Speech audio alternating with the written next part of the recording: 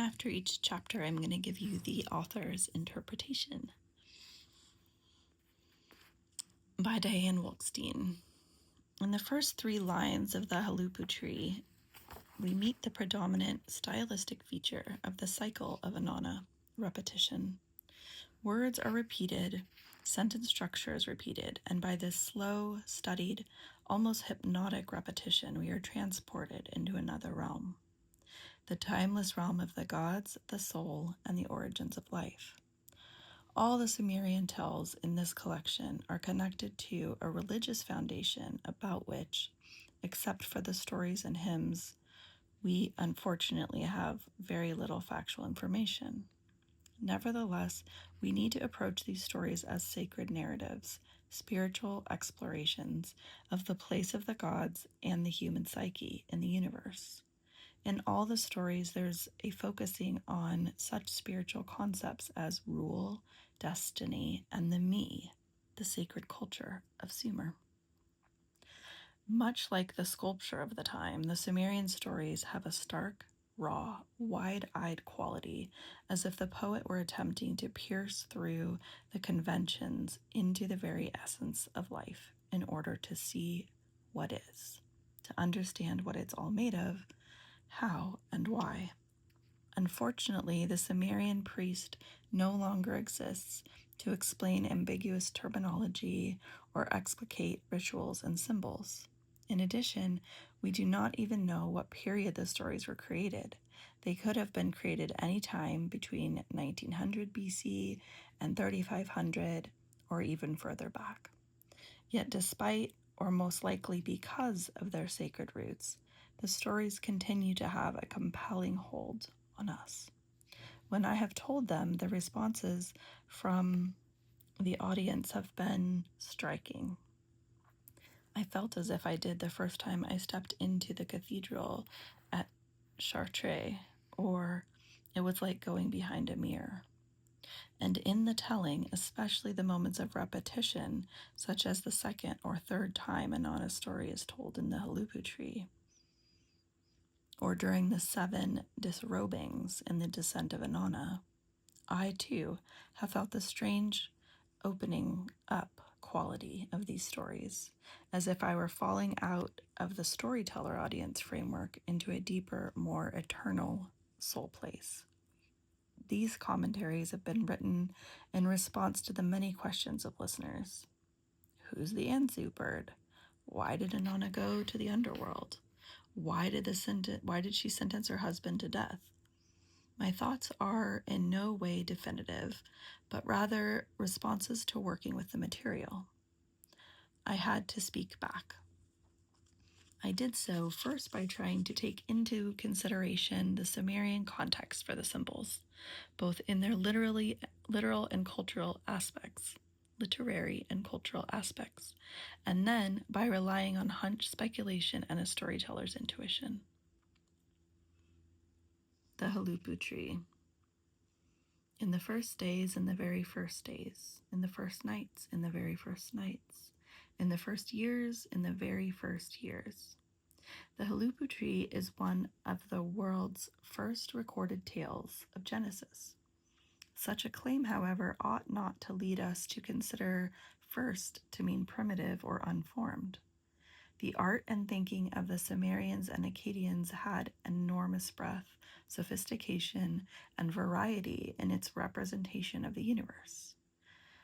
The Sumerian sculptor, who wished to exalt in the very tangible delights of love, could realistically portray a woman and man embracing. See Lovers Embracing on the Bed, page 43. The Sumerian artist, who was searching to represent the frightening, impenetrable, and imprisoning aspects of the snake, could choose to draw his subject in a decorative, schematic manner. See Snakes with Interlacing Coil. Similarly, the Sumerian poet, who was investigating in the Huluppu Tree the moment of the beginnings, was able to create a structure that would evoke the nature of growth. In order to penetrate the closely woven fabrics of the Sumerian poet, I have approached the story from 3 viewpoints: that of the story's poetics, its character development, and its thematic material. In Sumerian, there is no rhyme. However, the intricate patterns of similar and alternating sounds of vowels and consonants, and the similar and alternating verb and noun endings give the language a musical resonance. Unfortunately, the richness of the sound play in Sumerian is not available to the non-Sumerian reader. Nevertheless, we can begin to unlock the mysterious tale by examining it from another aspect of poetics. As Adele Berlin has explained, the different ordering of parallel clauses within a multi-clause stanza produces many patterns. It is here that the modern reader will find the beauty and intricacy of Sumerian poetry. The story begins with a progressive three-part parallelism. In the first days, in the very first days, in the first nights, in the very first nights, in the first years, in the very first years. The repetition of days is then picked up in the fourth and fifth lines, linking them to the previous lines, yet presenting new material in a new balancing parallelism. The balancing parallelism has the same subject. In the first days, when everything needed was brought into being. In the first days, when everything needed was properly nourished. The same subject balancing parallelism is continued to the sixth and seventh lines. When bread was baked in the shrines of the land, and bread was tasted in the homes of the land. And in the eighth and ninth lines, balancing parallelism switches from the subject to the verb. When heaven had moved away from the earth, when earth had separated from heaven. We have the reassuring sense of the growth of one thing into another. We understand the natural order of things. One thing follows another, one thing flows out of another, until a third line is added to the balancing parallelism that contradicts the previous couplet, both in subject and verb. And the name of man was fixed. Previously, the story of creation had been developing a natural process. Existence was set into time, lines 1 and 3. Life's vital aspects were brought forth and nourished, lines 4 through 7. The oneness of the world was divided, lines 8 and 9. But with the 10th line, and the name of man was fixed, consciousness, artifice, effort, intention begins. With the act of naming that which is in flux, what is in movement becomes shaped, and what is inside becomes manifest. To give a name is to bring into existence and recognition. In Indian mythology, Brahma created apparitions from his unconscious. Then the world's guardian, Daksha, gave the apparitions names so they might be known and their function assigned to them. In Sumerian, Mu-Lagal means man's name and also life-giving properties. To give a name to something is to bring it into a second and conscious existence. The sentence, "and the name of man was fixed," which occurs as the disruptive third part of a parallelism, consciousness always being a jarring and disturbing event, is also the 10th line in the larger story of creation and represents a new order, the conscious order of creation. Lines 11 and 12 take up the previous repetitive verb balancing parallelism of lines 8 and 9, suggesting a restoration of the process of creation. And now, since man has been named, the gods too are named. When An had carried off the heavens and Enlil had carried off the earth. However, the third line of the parallelism with its new subject and contrasting verb once again arrests the action and the story and throws the spotlight onto the meaning of the 13th line. When Ereshkigal was given the underworld for her domain. As in so many world mythologies, 13 is the number of death. It's the unlucky, fateful number. In lines 11 and 12, the two male gods, I'm going to just say 13 is actually the number of the feminine, but we can get into that another time. But I understand why it in so many world mythologies has been the disruptor. 13 has been the disruptor in a lot of epics and a lot of myths, and that kind of came later because 13 was the number of the feminine for very, very early indigenous times because of the moons and the menstrual cycles, and just the way that, there were 13 moons in a year and things like that. So, but I think that this author, that kind of hadn't been talked about at this point during the writing. So, On and Enlil actively take over their realms, but in line 13, the female goddess, Ereshkigal, receives her domain and her fate. And that which is assigned to Ereshkigal, the house of death, of darkness, of decay, of dust, is the same realm that awaits all of humankind. The flow of creation is brought to a halt, for though man's name has been fixed, what purpose is there in life and awareness if it is all to be undone in the house of decay? Who will attempt to understand death and thus to find meaning in life?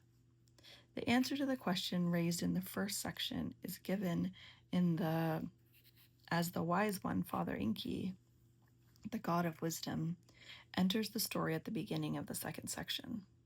The progressive three-part parallelism is repeated, but this time the action is accomplished in 2 rather than 3 lines. He set sail. The father set sail. Enki, the god of wisdom, sets sail for the underworld.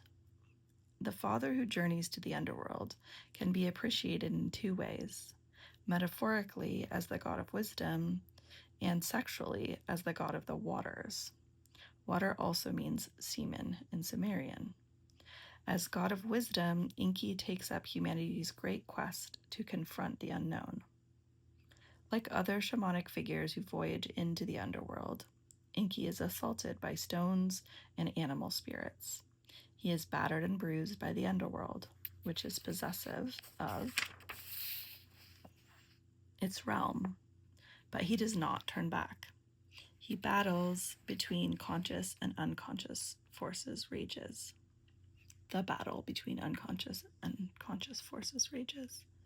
As god of the waters, Enki sets sail into the underworld, penetrating Ereshkigal, the queen of the underworld, who reacts by storming, throwing up stones, devouring, and roaring. The suspense of the struggle between the male and female, conscious and unconscious, is achieved grammatically by setting up one balancing parallelism after another. The entire second section is made up of parallel couplets, whereas in the first section, the balancing parallelism flows from one subject to the verb. Here there is no varying of the balancing subject parallelism, nor is there a movement into a 3-part contrary or synthetic parallelism. No repetition occurs until the third section, where the answer is given in form of a synthesis. From the encounter between the god of wisdom and queen of the underworld, a tree comes into existence.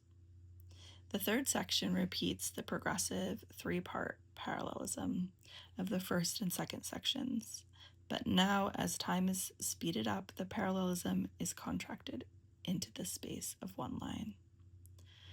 At that time, a tree, a single tree, a Huluppu Tree. When the third section begins, we have come through time, encountered the gods, and have arrived with the planting of the seed on earth. Soon Inanna enters and the plot can begin. The dynamic, contrapunctual rhythms of the structure continue throughout the story, creating a pulsating web of time. Each section both echoes and responds to the previous section. Only at the end of the first part of the Huluppu Tree, when there is resolution to Inanna's dilemma, do the varying 2- and 3-part parallelisms give way to a new 4-part parallelism. From the trunk of the tree he carved a throne for his holy sister. From the trunk of the tree Gilgamesh carved a bed for Inanna. From the roots of the tree she fashioned a puku for her brother. From the crown of the tree Inanna fashioned a miku for Gilgamesh, the hero of Uruk. The exchange between male and female, between the goddess Inanna and the mortal Gilgamesh, causes a resolution and a respite to the previous irregular pace of the story. Moreover, the number 4, connected to the 4 directions, a square, gives a sense of grounding and completion. A second approach to understanding the Huluppu Tree is through its characters. Enki and Ereshkigal battle in the prelude. The plot begins with the Huluppu Tree and Inanna. The Huluppu Tree sprouts by the Euphrates River, but soon it is struck by the south wind and forced into the waters. If it had not been for Inanna, the tree in its untended state of nature might have perished. Inanna rescues the tree from waters and brings it to a place of cultivation. Only after Inanna has cared for the tree for a period of time in the enclosure of her garden do her wishes connected with it emerge, just as in the first section. In the first days when everything needed was brought into being, in the first days when everything needed was properly nourished. Life must be properly nourished and cared for before it can take root and begin to be differentiated. From the growing tree, Inanna wishes to have a shining throne and bed. However, in conflict with these wishes, the first fact we are told about Inanna is that she fears the word of An and Enlil. An, the sky god, and Enlil, the air god, are Sumer's lawgivers and ordainers who direct the fates of those in heaven and on earth. As Jacobson had noted, a command of An and Enlil is not known ever to be changed. The word, or fate, awaiting the young woman Inanna is that which she wishes and also which she fears, her throne and her bed, her queenship and her womanhood. Inanna's sexual fears and wishes, which are those of all adolescents, are further amplified in the history of the relations of the gods in Inanna's family tree. On her mother's side, there was a sense of warmth and relatedness. On her father's side, a more forced, controlled, and controlling sense of relationship. Inanna's great-grandfather An, the sky god, had mated with her great-grandmother Ki, or Urash. The earth goddess Ki had given birth to trees, reeds, vegetation, and Enlil. The imperious Enlil had raped the young woman Enlil, forcing open her too small vagina, and Nanna, the moon god, Inanna's father, was born. Through the goddess Namu in the watery deep, and had also fathered Enki, the god of flowing water and wisdom. Enki had mated with Ninshuga, the reed goddess, and Nanna's mother, Ningal, was born. Nanna fell in love with Ningal, and she with him. It was from this joyful, impetuous union that Inanna, the morning and evening star, and Utu, the sun god, was born. Inanna is thus descended from a grandmother who was raped and a grandmother and mother who were loved. But now Inanna, who was born of divine parents, has descended to the earth and waits as a young woman for her throne and bed. Inanna waits, but her tree does not come into the fruition she wishes. Instead of it becoming the habitat of Inanna's unacknowledged, unexpressed. I'm going to start that sentence over. Instead, it becomes the habitat of Inanna's unacknowledged, unexpressed fears and desires. The snake, because it sloughs off its skin, has long been connected with rebirth. In the Akkadian Epic of Gilgamesh, contemporary to the cycle of Inanna, The snake steals the flower of rebirth from the unmindful Gilgamesh. Both because of its regenerative aspect and its phallic likeness, the appearance of the snake suggests rebirth and sexuality. Moreover, the text states that the snake could not be charmed. Inanna will not be able to appease, tame, or disregard it. The snake is immune to the laws of the land. The Anzu bird was known to the Sumerians from the story of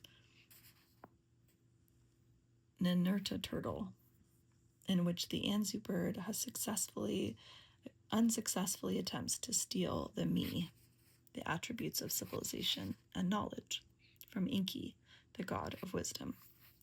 The mature Anzu bird, depicted in Sumerian art with the great wings of an eagle and the face of a lion, craves power and knowledge. Lilith does not appear in any other Sumerian text. To understand her nature, we need to consider various texts. In Hebrew legend, she was the first bride of Adam, but insisting on her own equality, she refused to copulate with him, for she did not want to be underneath him. She fled from Adam and remained forever outside human relationship or regulation, possessed by an avid, insatiable sexuality. She was cursed by the daily death of 100 of her demon children, for which she takes continual revenge by stealing, injuring, or killing human infants. In Zoharic texts, she has dominion over all instinctual natural beings, over every living creature that creepeth. Lilith forms with the Anzu bird and the snake a triad of sexual, lawless creatures who live outside the bounds of Sumerian community and seek power only for themselves. These are Inanna's unexpected fears and desires, which have now been named. Inanna had wanted a throne in bed. She had wanted the end result, her rule and her womanhood. Yet the snake, the bird, and Lilith are essential to Inanna achieving her wishes, for they give her fears an external form, so she can begin to see them. The three creatures embody the primitive, grasping human aspects Inanna must recognize and let go of if she is to be deserving of the gifts of the throne and the bed. Inanna dissolves into tears at the realization of her own dark this is a hard one. Solipsistic. I don't know how to say that word. Solipsistic cravings. The young woman who had love to laugh wept. How Inanna wept. But weeping has little effect on the creatures who will not be tamed. After intense and repetitive weeping, Inanna's own resistances weaken, and she's prepared to move to another state of awareness. I'm just going to say I think that's incredibly important, that in this 5,000-year-old myth, feeling your feelings through your body and the somatic completion of letting the charge of energy of feelings make their way through your body is pretty profound. That we have this written down from probably 5,000 years ago. At dawn, with the renewal of light and consciousness, she asked for help, not from her father or mother, but from her own peer group. Her divine brother Utu, the sun god, refuses her. Her earthly brother Gilgamesh, the hero Uruk, who functions in this story as the son of Enki, the god of wisdom, responds to Inanna's pleas. Gilgamesh enters Inanna's garden, and by using the bronze axe, a cutting weapon of civilization, he defeats the untamable snake. With the death of the snake, Inanna becomes joined to Gilgamesh, who has entered her garden and released her from her fears. The bond which is formed between the solitary Inanna and the hero king of Uruk also extends to those who have aided the king, the people of Sumer. As a sign of their new relationship, Gilgamesh and Inanna exchange gifts. I also think it's interesting they use the word relationship here, because I think it's important to notice that that word often is just assumed to mean romantic. Inanna gives Gilgamesh a puku and a miku. I'm just looking at the bottom here. There's some notations.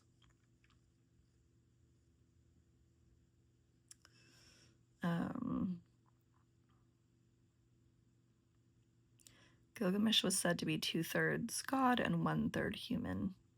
In the stories, he is mortal and acts in a human manner. From the family tree, it can be seen that he is the same generation of Inanna, suggesting a brother-sister kinship relationship. Gilgamesh was considered an avatar of Dumuzi, the son of Enki, and one who is linked to Enki. Gilgamesh in the second part of the story parallels Enki's role in the first part by coming to the rescue of the conscious part of Inanna against the forces of the snake or the underworld. Sumeriologists have not been able to translate the meaning of puku or miku. One possible explanation is they are emblems of kingship, such as a rod and a ring. For the full story, see The Sumerian, Their History, Culture, and Character by Noah Kramer. Okay, so that means, interesting, Dumuzi ends up being her lover in the end, or not in the end, but in the courtship story, an avatar of Gilgamesh. That's very interesting. Okay. We read in the second part of the Huluppu Tree, not published here, that Gilgamesh loses his gifts. He does not yet have sufficient consciousness to use them wisely. His vain, glorious use of puku brings bitterness, lamentation, and tears to the mothers, sisters, and young maidens of Uruk. So the wet earth opens, and the puku and miku are lost in the underworld. In the Huluppu Tree, Gilgamesh is the brazen young hero, full of his manliness and the signs of physical strength. His heavy axe, which weighs 450 pounds, and his great armor, which weighs 60 pounds. But he also acts in the role of a hero king. He defeats lawless nature, Lilith and the beasts, by performing the same civilizing tasks as King Gilgamesh performs. When, in the Epic of Gilgamesh, he enters Ishtar's cedar forest, kills the monster Humbaba, and then fells the trees. Although Gilgamesh has not come into his full development in the Huluppu Tree, he's nevertheless Inanna's initiator, for he brings courage, decisiveness, and strength to Inanna in her moment of weakness. With her consent, he rids the young woman of her creatures of the wilderness. Inanna brought the Huluppu Tree from its free-flowing state in the wilderness into the enclosure of her garden. But without the will of the hero king Gilgamesh, the tree cannot bear fruit Inanna wishes for. In order to produce a throne and bed, a green tree must be changed into a hewn tree. Inanna and Gilgamesh and the tree are all in their formative stages. Because of its lawless, uncivilizable occupants, the tree changed from benign to malevolent, but therefore must be destroyed. It is with the conscious consent of Inanna and Gilgamesh that the tree is uprooted a third time, and then brought by Gilgamesh and his companions from the garden into the city of civilization, where it bears reciprocal gifts for all of Sumer.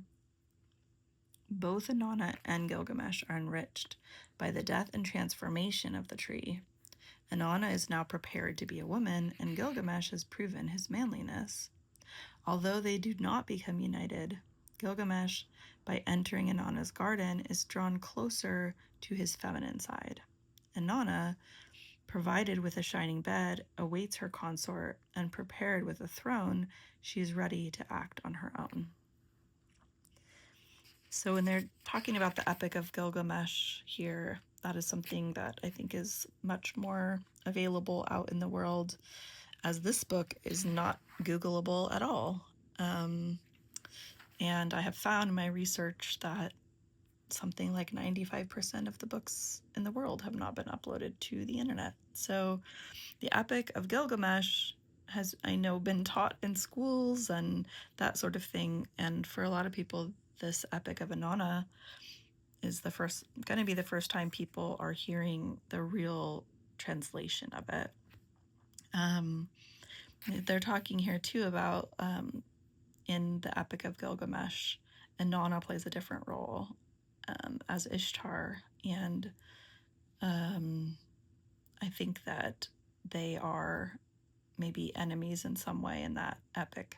And from what I can tell, I feel like the epic was maybe written after this one, and we're just continuing to get different iterations, I think, as things move along. And this eventually becomes the story of Persephone, in the Greek myths. And Persephone coming out of the underworld.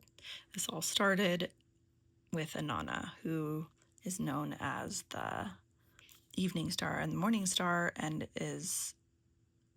that means Venus. So this story is when they talked about her coming out of the underworld. It was when Venus came onto the horizon again. A third approach to the story is through the major themes. The Huluppu Tree, created at the beginning of the story, reflects the reality and struggle of the gods, as well as Inanna's own psychic reality. The tree embodies the dual forces of the universe, Enki and Ereshkigal, consciousness and unconsciousness, light and darkness, male and female, the power of life and the power of death. The Sumerian pictograph for plant displays the complexity of the synthesis wonderfully. The two sets of 4 lines cross each other at right angles, forming a mesh, which is a third new entity, yet maintains the equal identities of the opposite forces.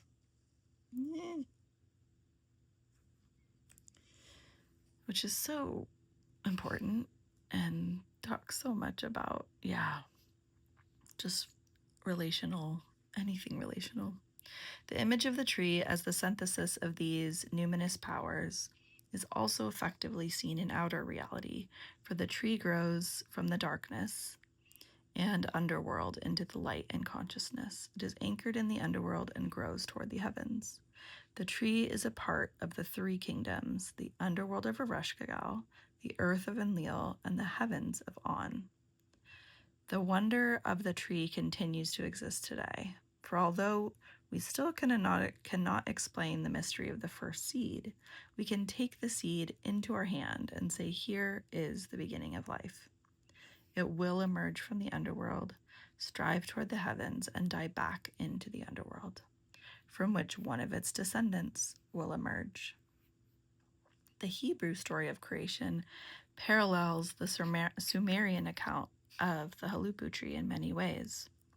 In Genesis, on the first day, God created time. On the second day, the heavens. On the third day, the earth, which brought forth grass, the herb yielding seed, and the fruit tree yielding fruit, after his kind, whose seed is in itself. For both cultures, the tree represents the first living thing on earth. The tree also provides for both cultures a configuration of the forces of life and death and consciousness and lack of knowledge. It may be that the powers of the biblical trees in the center of the gardens of Eden, the tree of life, the tree of knowledge of good and evil, are based on the joined powers of the Sumerian Huluppu tree. In any case, the biblical tree of knowledge contains great powers, for God warns Adam not to eat of its fruit or he will die. When Adam and Eve both disobey, the woman saw that the tree was desired to make one wise. They discovered their own nakedness and sexuality and lose their opportunity for immortality, yet gain a knowledge of good and evil. They're expelled from the Garden of Eden, but they do not go completely unprepared, for they go with their newly acquired consciousness, contact with the tree, which has within itself its own means of regeneration, gives the partakers a chance also to be reborn, if not physically, then in stages of understanding. When Inanna plants the Huluppu Tree in her garden, she brings the forces of Ereshkigal and Enki into her protected retreat. The living tree, which mirrors the larger world as well as Inanna's interior world, is inhabited by creatures who each strive towards rebirth alone. Yet for Inanna, at this moment, rebirth by herself is not possible. Just as Eve shared the fruits of the tree of knowledge with Adam, and the eyes of both were opened, the young Inanna also appeals to her brother, first Utu, then Gilgamesh. By the time Gilgamesh enters Inanna's garden, both Inanna and we are ready for Inanna's awakening. We have lived through the story of creating the undoing of the universe 3 times. Once in the outer world with the presence of Ereshkigal, and twice in Inanna's inner world with the presence of frightening creatures. The balancing parallelisms have led again and again to the changing third. Stasis and antistasis have prepared us for the end of Inanna's maidenhood. With the cutting axe of civilization, Gilgamesh pierces the feared snake, the beast that would go forever around and around upon itself, and Inanna's projected fears disappear. The tree, freed of Inanna's demons, is brought into the city. The tree, which was born from the confrontation of life's opposing forces, is now shared between Inanna and Gilgamesh, woman and man, goddess and mortal. Contact with the tree brings Sumerian man and woman to a closer understanding of life's forces, the world's creation and its human echo, women's sexuality and her emerging consciousness.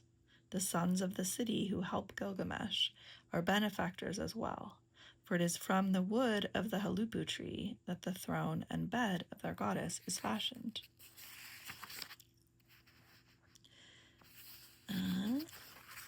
When Inanna begins her rule, she will be sitting on the throne of the Huluppu tree, and her understanding of life, death, consciousness, and lack of consciousness will be increased accordingly.